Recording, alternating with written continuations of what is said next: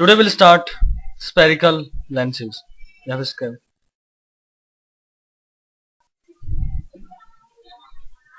Basically, before starting the spherical lenses, we will study some basic topics, basic introduction about this.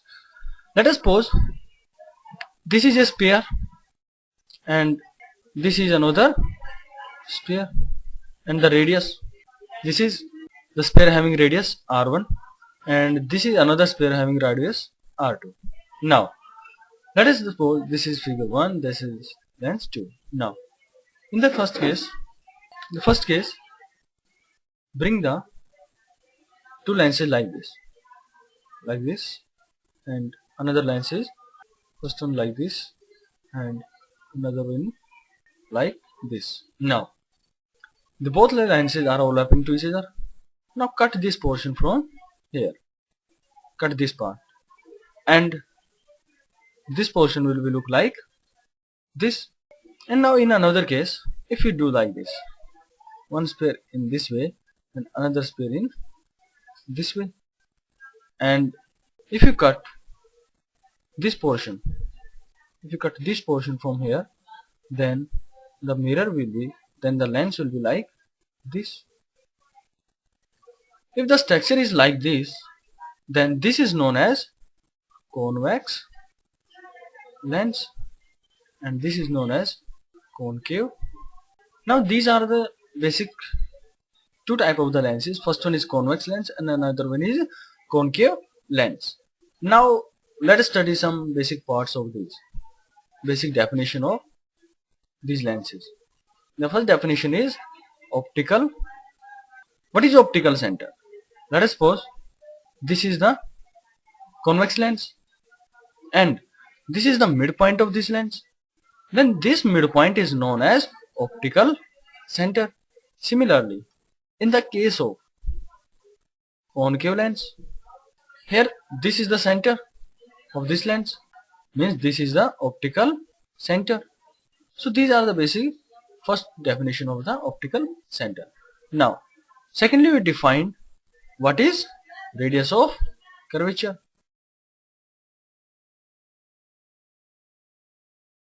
Radius of curvature. Suppose this is the lens, this is 1, this is surface 2, and this is the center here, this is the center of, this is surface first, and it is also the part of the sphere, means the center of this is in this way, and this is also the part of a sphere, means this is the center of this part. So this is the optical center, and this radius, this is known as r1, r2 for this surface, and this for this surface means r1.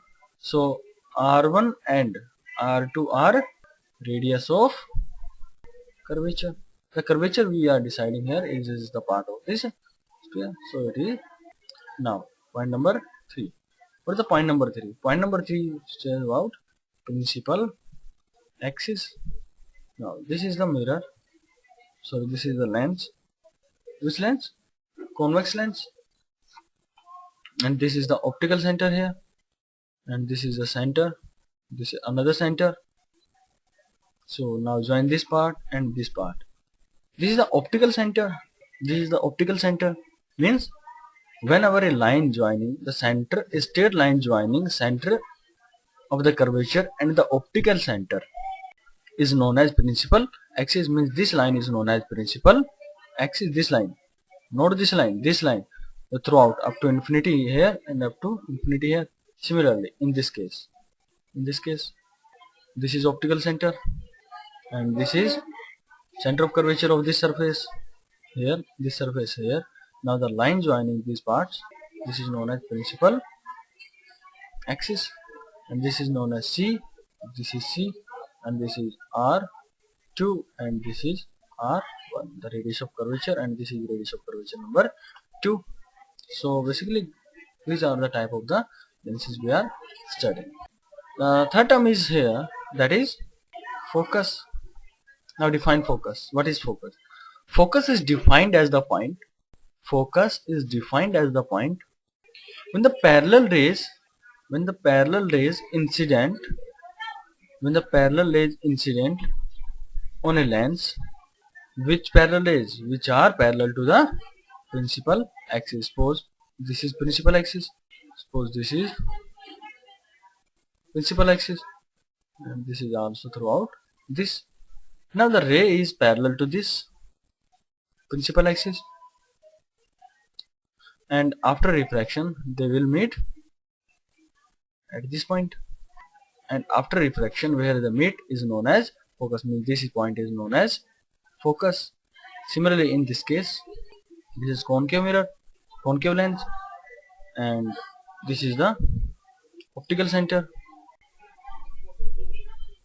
This is center, this is center, means the ray will come in this direction and will be go in this direction. The ray will come here and will go in this direction parallel to the principal axis, and after diverging they will go in this direction, and when we extend in the backward direction they will meet at some point, and this point is known as focus. So focus is that point where the rays after refraction either really or virtually meet to each other is known as focus. Okay, and the third term we have defined here, and the fifth term we defined here is what? Fifth is what? That is aperture. Aperture is defined as the surface of the given lens available for refraction is known as aperture. Means this whole surface, this surface, this surface, and this surface, the both these surfaces are known as aperture of this lens. Okay, similarly in this case, this surface and this surface are known as aperture of the given lens. Means aperture basically defines where the light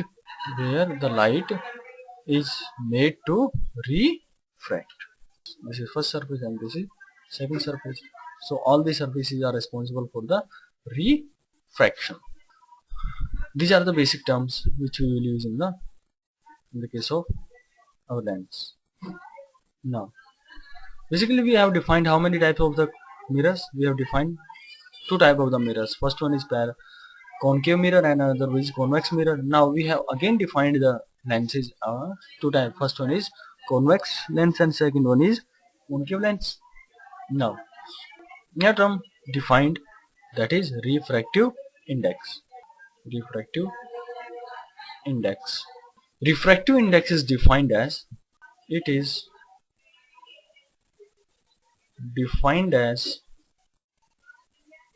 the ratio of speed of light in vacuum to the speed of light in given medium. Here this is represented by mu, and it is equal to velocity in c divided by v, medium c, that is in vacuum. So this is the basically refractive index defined. If this refractive index is mu is less than 1, sorry, mu is always greater than 1 here, because we are defining vacuum with respect to medium. So the medium will be denser as compared to vacuum. So medium will be denser as compared to vacuum. Similarly in the second case we can define mu like, if you define like this, V of given medium, V of glass, then if this value is less than 1, then glass is rarer than given medium. If mu is greater than 1, then glass is denser than given. These basic terms we will use in our next concept. in our next lecture. This is all about your today's lecture, that is refractive index and the type of the lenses, their basic terminology which you have used, and all these things we will proceed in our next lecture. Next lecture we will find